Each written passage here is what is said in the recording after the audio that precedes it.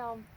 So this is the month of October, and it is a lot of people's favorite month of the year because of Halloween, or what it was originally known as Samhain.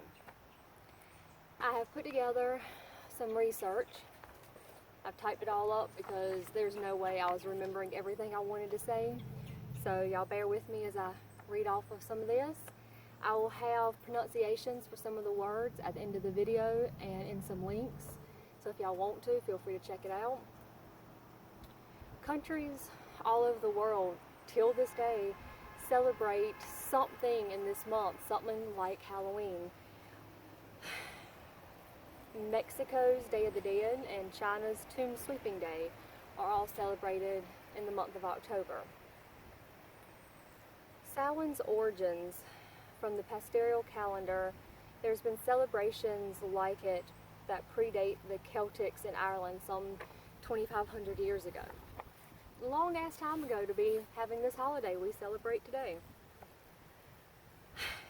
The word Samhain means summer's end, and for the Celts that lived, a little bit windy out here today, for the Celts that lived 2,000 years ago, the festival marked the closing of the harvest season and the coming of winter.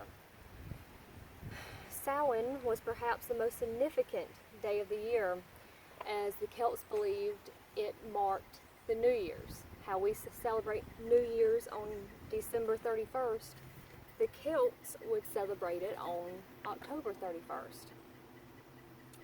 For the ancient Celts, time began in darkness, with each 24-hour day commencing at dusk, ushering in the dark half of the year, Samhain representing the end of one year and beginning of the next. It was a time for making winter preparations. Crops were harvested and animals were rounded up from the fields either to be sacrificed, oh no, sacrificed, or lodged for the winter and used for breeding. And in some poor situations, humans would actually sleep with the animals in the winter to keep from freezing. Feasts, abundant in food and alcohol, were held to celebrate the harvest. Samhain was also a sacred time for assembling and for settling important business matters, such as the inauguration of new kings, debts were repaid, and trials of the worst type were commenced, and justice was met out accordingly.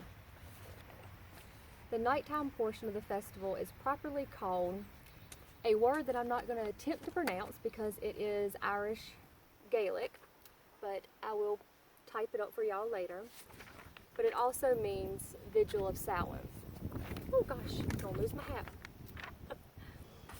In the wheel of the year, Samhain is considered a lunar or grand Sabbath, and it is sacred to the crone goddess from whom the image of the Halloween witch originates, i.e. my hat. Plus I thought it was kind of cute. Samhain did not simply mark the change from winter to summer, and I just said that ass backwards, from summer to winter, but represented a transitional period in between two seasons. Samhain was therefore without time. It belonged to neither summer nor winter, and that would be partly where the veil is thin comes from, which we're getting to that.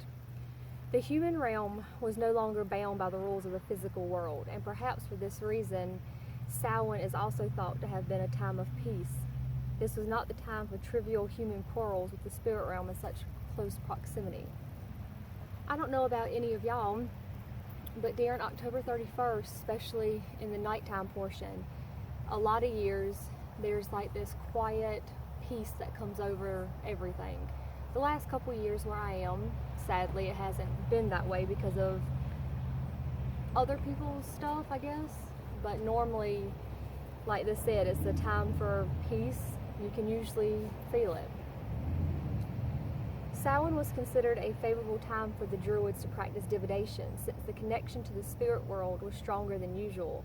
The Celts believed that the veil between the living and the dead were thinnest at this time, and so the dead could return and walk where they had before. Even now, if you know any pagans or witchy people or tarot readers, a lot will say October 31st, around that date, is the best time to do any type of divination. The Celtic otherworld is often described as existing in tandem with as opposed to completely separate from the human world. This is actually a topic that I'm going to have to look into because that is an interesting theory. During Samhain, these realms converged and passage between them was easier. Spirits, both kind and malevolent, could act with more powerful agency on the human world. For those who had died in the past year and who, for one reason or another, had yet moved on, would do so at this time and could interact with the living. If you've lost a loved one this year, this is a good time to light a candle and just talk to them like they're there with you. Say your final goodbyes. I know the year of 2020 has been really rough on some people, and I think this would be a really good time to be able to say goodbye to the ones that you've lost. Further, there is a good chance that the spirit of a person one may have wronged would also make an appearance. Oogie boogie, let's scare everybody. In order to deceive the spirits, people darken their face with ashes from the bonfire, a practice later known as guising, and this developed into wearing masks. And to think, we wore all them weird masks for the hell of it. Anyway, a living person would recognize the spirit of a loved one and could then reveal themselves, but otherwise remain safe from the unwanted attentions of darker forces. Can you imagine the acne that the ash from the fire probably caused? They built bonfires and burned crops and animals as sacrifices to the Celtic gods. Kind of an interesting sacrifice. Villagers would attend the bonfires wearing costumes of animal heads and skins. To think, that was just country. Sorry. When the celebration was over, they relit their hearth fires, which they had extinguished earlier that evening from the sacred bonfire to help protect them during the coming winter. A simple but interesting history we have so far. That was just your base, a little info. Now I have a sort of timeline of history for Samhain/Halloween. Starting in 43 AD, the Romans conquered most Celtic territories by 43 AD and brought their own fall festivals with them. Their October celebration, called Ferilla, also commemorated the passing of the dead. After 4 centuries of Roman rule, additional celebrations were added to the Celtic festival of Samhain.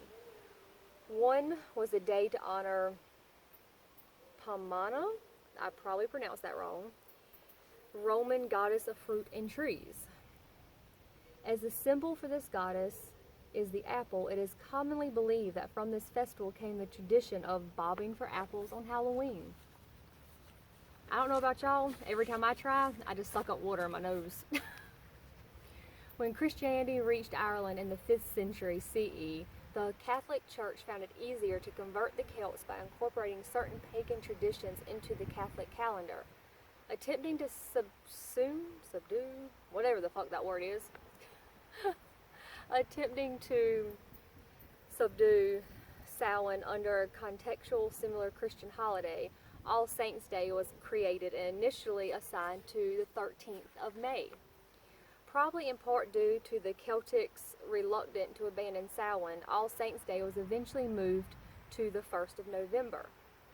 The 2nd of November then became All Souls' Day, which some see as an attempt to absorb elements of Samhain that All Saints' Day may have failed to capture. Go figure. 1000 AD. The Roman Church dedicated November 2nd as All Souls' Day in honor of the dead. This day was celebrated with dressing up, you guessed it, in devil, angel, and saint costumes, and with bonfires and parades. All Saints' Day celebration was also referred to as All Hallows, and the night before began to be called All Hallows' Eve, which eventually became Halloween. All Saints' Day became widespread Catholic holiday by the 14th century, and by the 15th century we begin to see writings describing celebrations that more closely resemble Halloween as we know it today. 1600s.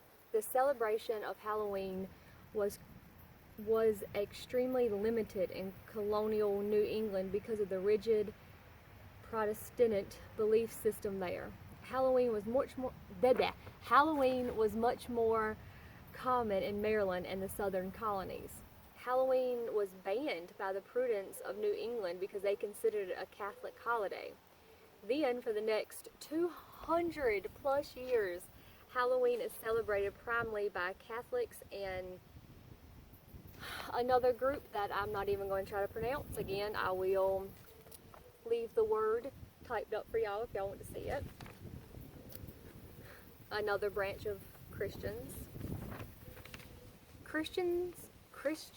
groups through the years have routinely attempted to demonize and denigrate the observance, in part by repeating by repeating the outrageous claim that Samhain, talk about tongue-tied, that Samhain was the Celtic god of the dead and Halloween his feast. Now, if we have any supernatural fans watching this today, or any day I guess, they did an episode about just this, about the Samhain demon, which probably did not help Halloween at all. This era comes from the 18th century CE British engineer Charles Vallancey, who wrote on the Samhain festival with a poor understanding of the culture and language, and has been repeated uncritically since. So maybe this video and whatnot will help spread a little information about it, and we can work on fixing the inaccurate description. It was actually the Christian church itself, however, which preserved the Samhain tradition in the West by Christianizing it in the 9th century CE. Halloween/Samhain coming to America. When the British came to North America, they brought these traditions with them. The Puritans of New England, who refused to observe any holidays which might be associated with pagan beliefs. Now get this, that included Christmas and Easter, kept the observance of Guy Fawkes Day on November 5th as a reminder of their supposed moral superiority to Catholics. Now, I've read a little bit about the Catholic Church and the breakaway, and it's quite interesting, and I can only imagine back in that day how bad this was. Anywho, back to point. Guy Fawkes continued to be celebrated up until the American Revolution of 1775 to 1783 CE. Now, that's a hell of a lot of long time, or at least it was to me. In 1781, in a Scottish context, the word and the magical lore about the date were popularized by Burns' poem. Now, I need to find this poem and link it, which I might do before posting this video. It would be kind of interesting to read. Now we have a short little thing on finding love on Halloween. In the 17 and 1800s, women used to perform rituals on Halloween in hopes of finding a husband. Women would throw apple peels over their shoulder, hoping to see their future husband's initials. Again, if y'all are fans of Charmed, the original Charmed, not the remake, they actually had an episode when the sisters went back in time to meet their ancestor, and it showed Phoebe doing just this, peeling an apple, throwing it over your shoulder into a barrel of water. Let's see, where was I? And competitively bobbing for apples at parties because the winter... Oh shit, I also got messed up there. Let's see. They would competitively bob for apples at parties because they believed the winner would be the first to marry. That would be a hell of a note. The weirdest of them all, they thought standing in a dark room with a candle in front of a mirror would make their future husband's face appear. Now, all y'all single peeps out there, try it for me and leave comments and see if y'all see a face or if you get a Bloody Mary reaction. During the 19th century, the rituals of Samhain arrived in the United States. In 1845 to 1849, during the potato famine, the Irish, largely Catholic, came to America. Because they continued to observe All Hallows Eve, All Saints' Day, and All Souls' Day, along with the practice of souling, they brought with them the belief and traditions associated with modern Halloween, such as the carving of jack-o'-lanterns, although it would have originally been turnips and not pumpkins. 1921, the first official sanctioned Halloween celebration is held in Anoka, Minnesota. Over the next several years, more cities followed suit. In 1930s, costumes began to appear in shops, thus making Halloween a truly mainstream money-making holiday. And now we have Halloween as we know it today. For the pagan peeps watching this, y'all know that there's a lot of spirituality going on. For non-pagans, the mundanes, there's decoration and trick-or-treating, all of which is amazing and fun. 2020 has been a year of struggle and sadness, but I really hope that this month, this year, this Halloween, all of us can find a little nugget of happiness and something to celebrate. Until next time.